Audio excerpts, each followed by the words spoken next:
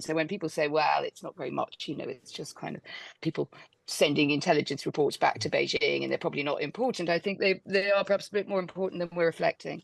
2 people have been arrested back in March on suspicion of spying for China. Now, remember that when I first read the story, I thought, well, are we that surprised? But of course, when you get possibilities of people getting very close to members of parliament that have sensitive information, then it has to be a concern for every government.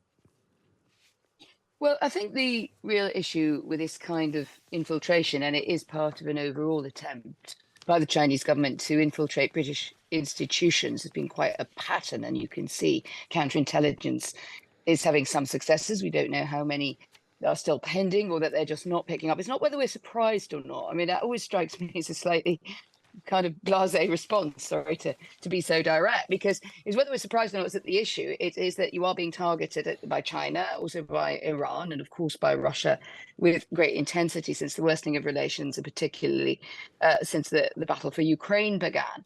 So I'm much more interested really in what the Chinese want to gain from this. And people often say, well, researchers don't know that much, they're not really shaping policy.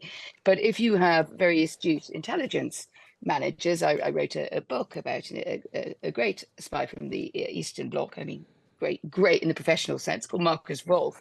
And one of the things he said is patterns and spotting patterns of where policy is being formed, where people have doubts, obviously using AI much more to aggregate that, does actually give you very useful information. So when people say, well, it's not very much, it's just kind of people sending intelligence reports back to Beijing and they're probably not important, I think they are perhaps a bit more important than we're reflecting.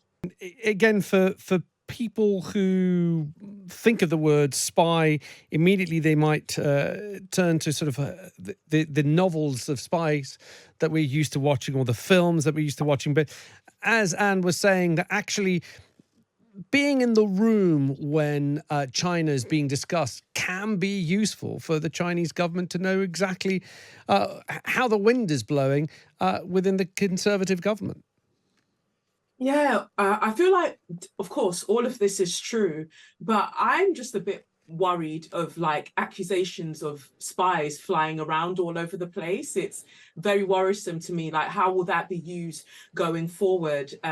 It feels like we're heading somewhere else with this conversation, and it's not somewhere that feels good to me, because in the same vein, we've got certain previous leaders who were taking very interesting trips back and forth to different places around the world, and that isn't considered to be treacherous. I don't know, it just all seems a bit, it feels odd to me.